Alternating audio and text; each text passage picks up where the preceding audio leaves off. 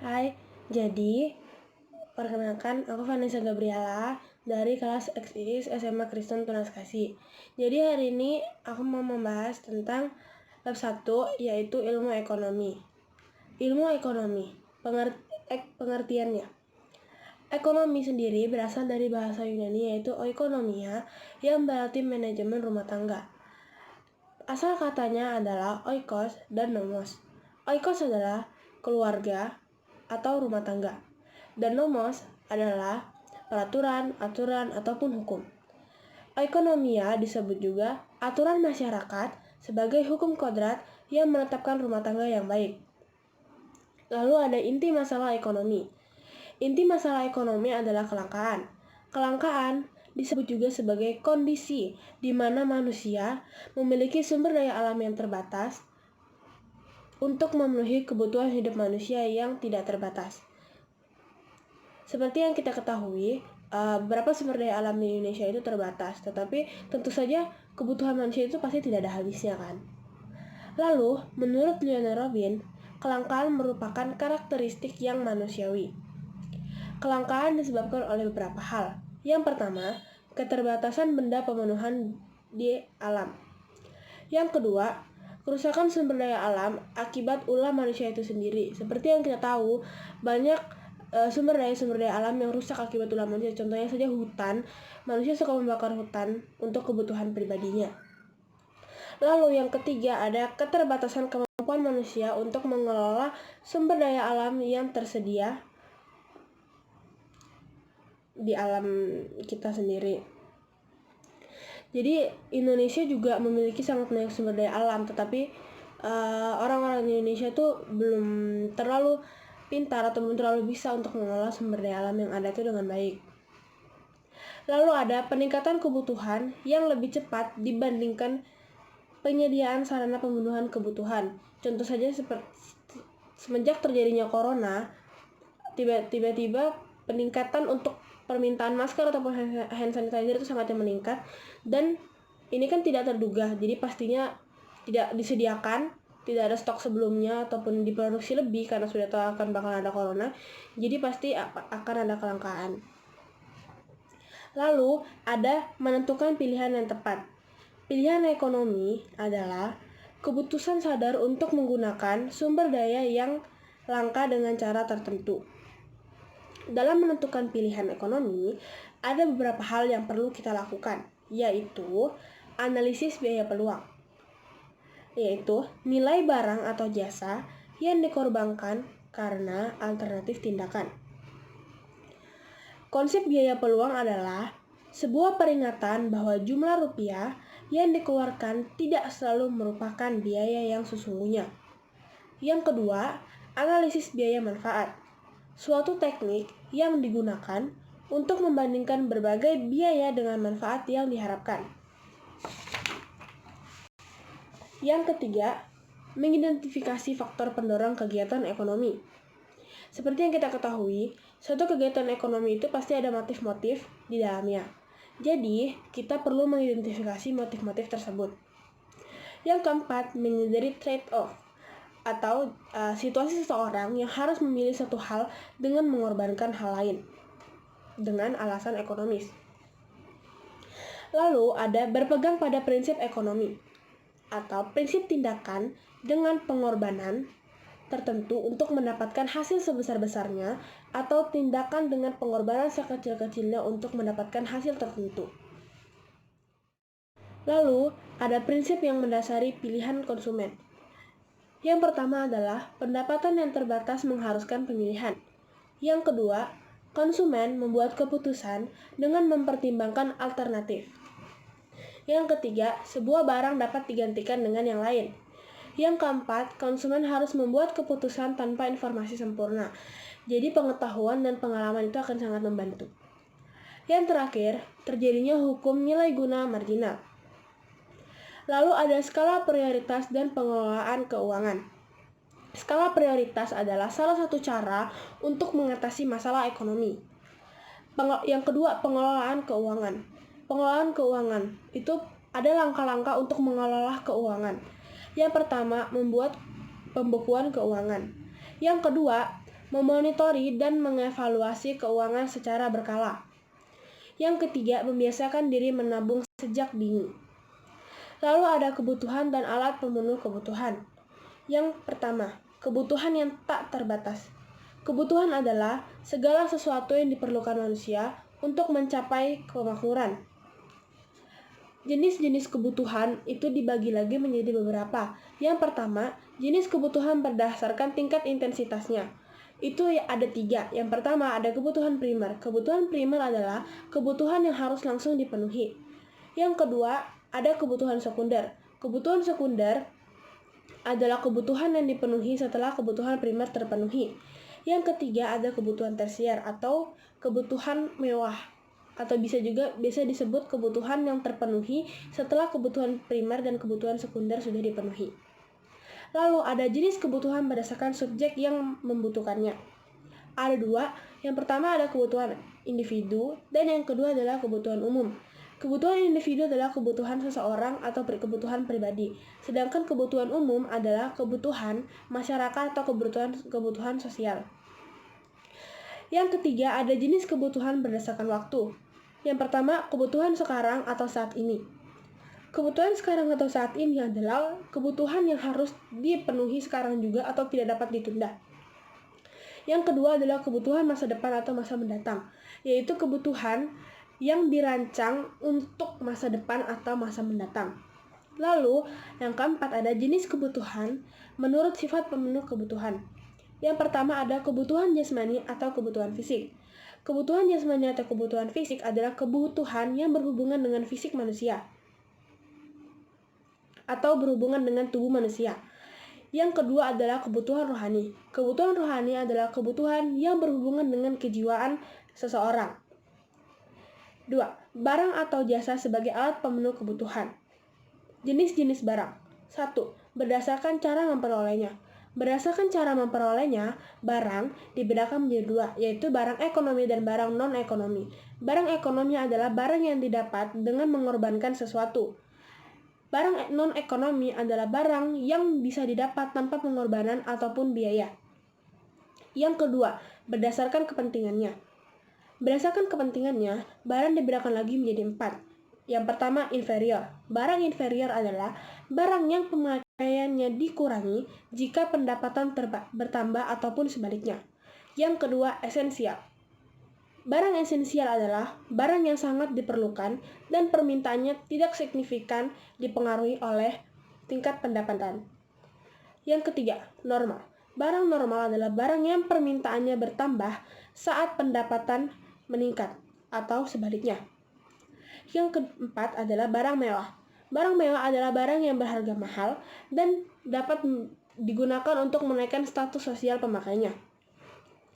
Yang ketiga adalah berdasarkan cara penggunaannya. Berdasarkan cara penggunaannya, itu dibagi lagi menjadi 2, yaitu barang pribadi dan barang publik. Seperti dari yang sudah disebutkan, barang pribadi berarti barang yang digunakan oleh seseorang, sedangkan barang publik adalah barang yang digunakan untuk kepentingan masyarakat lain, atau masyarakat umum atau masyarakat bersama. Lalu, ada berdasarkan hubungan pemakaian. Berdasarkan hubungan pemakaian, barang dibedakan lagi menjadi 2, yaitu barang substitusi dan barang komplementer. Barang substitusi adalah barang yang dapat digunakan untuk menggantikan barang lain, sedangkan barang komplementer adalah barang yang kegunaannya akan semakin bertambah jika digunakan bersamaan dengan barang lain. Lalu ada berdasarkan cara pengerjaan dan proses pengolahannya. Itu dibagi lagi menjadi 3. Yang pertama barang mentah, atau barang yang belum mengalami proses pengolahan. Lalu ada barang setengah jadi. Barang ini adalah barang yang sudah diproses, tetapi belum siap digunakan. Yang ketiga ada barang jadi. Ini adalah barang yang sudah diproses dan siap untuk digunakan. Lalu yang terakhir adalah berdasarkan bentuk dan sifat. Berdasarkan bentuk dan sifat, barang dibedakan lagi menjadi 2, yaitu barang tetap dan barang bergerak. Barang tetap adalah barang yang bersifat tetap dan jangka waktu pemakaiannya lama. Sedangkan kalau barang bergerak adalah barang yang bersifat tidak tetap dan masa pemakaiannya pendek. Yang kedua, kegunaan suatu barang. Kegunaan suatu barang dibagi lagi menjadi beberapa. Yang pertama ada bentuk atau form utility. Maksudnya adalah kegunaan yang muncul setelah suatu barang diubah bentuknya. Lalu ada tempat atau place utility. Maksudnya adalah kegunaan yang muncul setelah barang tersebut dipindahkan. Lalu ada waktu atau time utility. Maksudnya adalah kegunaan barang ketika digunakan tepat waktu. Dan yang terakhir adalah milik atau ownership utility, artinya kegunaan yang muncul ketika barang tersebut telah dimiliki. Ada juga faktor-faktor yang mempengaruhi kebutuhan itu sendiri. Ada lingkungan, agama, adat istiadat, dan juga peradaban. Lalu selanjutnya ada memanfaatkan biaya peluang. 1. Pengertian biaya peluang. Pengertian biaya peluang adalah segala sesuatu yang dikorbankan untuk mendapatkan sesuatu. 2. Perbedaan biaya peluang dan biaya sehari-hari. Biaya peluang. Biaya adalah pengorbanan untuk mendapatkan suatu tujuan. Biaya terdiri lagi jadi dua, yaitu biaya eksplisit dan biaya implisit. Biaya eksplisit berarti pembayaran tunai untuk membayar sumber daya yang dibeli di pasar sumber daya. Dan biaya implisit itu sendiri berarti biaya peluang dari pengguna sumber daya pemilik perusahaan ataupun milik perusahaan. Lalu ada prinsip dan motif ekonomi. 1. Prinsip ekonomi. Menurut Mankiw adalah prinsip ekonomi dasar berpikir yang digunakan manusia untuk memaksimumkan suatu tujuan melalui pengorbanan tertentu atau untuk mencapai tujuan tertentu dengan pengorbanan sekecil mungkin. Manfaat penerapan prinsip ekonomi antara lain: yang pertama, hasil yang diperoleh semaksimal mungkin. Yang kedua, kemampuan, alat, dan modal yang digunakan secukupnya. Yang ketiga, resiko kerugiannya diperkecil. Dan yang keempat adalah pemborosan dapat dihindari ataupun dikurangi. Yang kedua, motif ekonomi. Motif ekonomi adalah dorongan yang berasal dari dalam diri seseorang yang membuat orang tersebut dapat melakukan kegiatan ekonomi. Motif ekonomi yang berupa imbalan ataupun imbalan materi. Dan motif non-ekonomi berupa imbalan non-akademi ataupun non-ekonomi. Ada 3 motif ekonomi. Yang pertama ada motif kegiatan produksi, ada motif kegiatan konsumsi, dan ada motif kegiatan distribusi. Lalu ada pembagian ilmu ekonomi. Yang pertama ada ekonomi deskriptif. Ekonomi deskriptif menggambarkan badan perekonomian yang sebenarnya terjadi di masyarakat. Yang kedua, teori ekonomi. Teori ekonomi disebut juga bagian dari ilmu ekonomi yang bertugas menerangkan hubungan antara peristiwa-peristiwa ekonomi dan merumuskan hubungan-hubungan tersebut dalam suatu hukum atau teori ekonomi. Teori ekonomi dibagi lagi menjadi 2, yaitu ekonomi makro dan ekonomi mikro. Ekonomi makro adalah teori yang mempelajari mekanisme kerja perekonomian secara keseluruhan. Sedangkan ekonomi mikro adalah teori yang mempelajari perilaku rumah tangga produsen dan individu ataupun perusahaan dalam membuat keputusan untuk mengalokasikan sumber daya yang terbatas. Yang ketiga, ada ekonomi terapan. Ekonomi terapan adalah cabang ilmu ekonomi yang menggunakan hasil kajian teori ekonomi untuk menjelaskan fakta-fakta yang dikumpulkan oleh ekonomi deskriptif. Ekonomi terapan dipandang juga sebagai sarana untuk solusi bagi masalah-masalah praktis. Ilmu ekonomi itu dibagi lagi menjadi beberapa cabang. Yang pertama ada moneter. Yang kedua ada publik.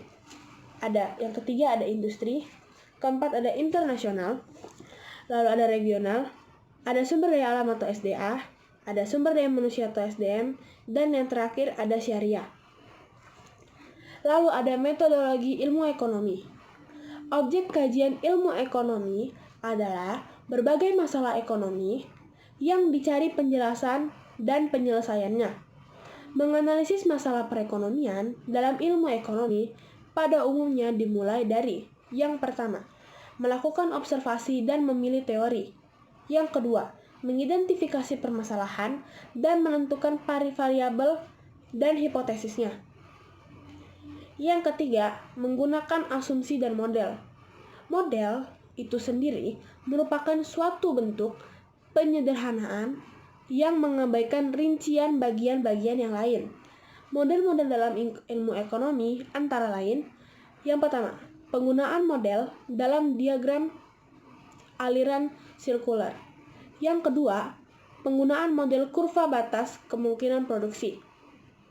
Lalu ada kegunaan ilmu ekonomi. Kegunaan ilmu ekonomi sangatlah banyak, tetapi ada 4 kegunaan utamanya, yaitu yang pertama, mengajarkan cara berpikir yang dapat kita gunakan setiap hari ketika kita perlu untuk mengambil keputusan. Yang kedua, memahami masyarakat dengan lebih baik.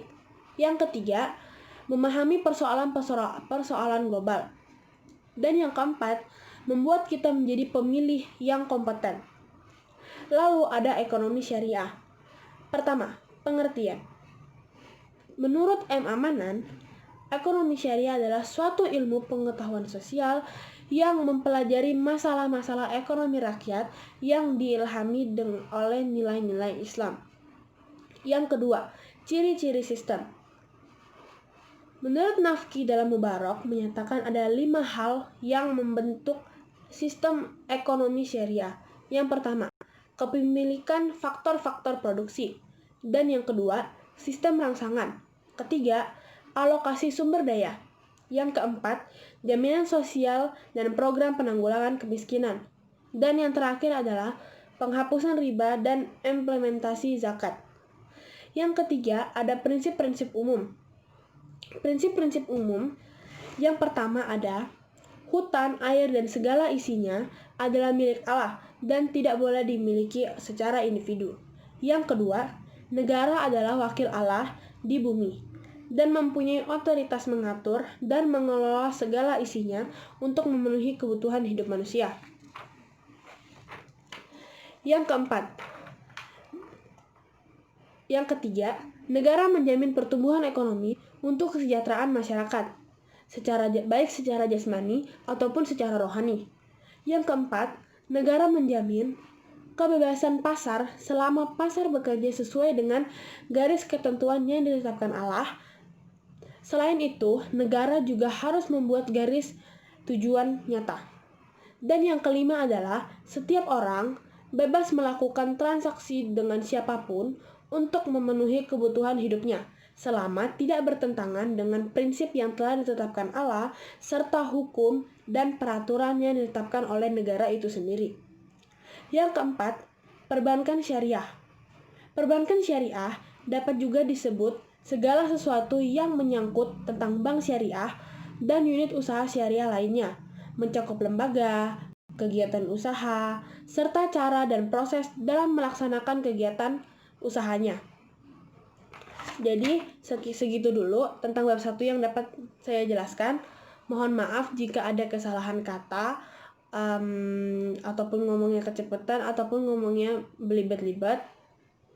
Dan mohon maaf juga kalau misalnya belum bisa menjelaskan lebih baik dan lebih memahami materi ataupun lebih dihafal. Jadi terima kasih.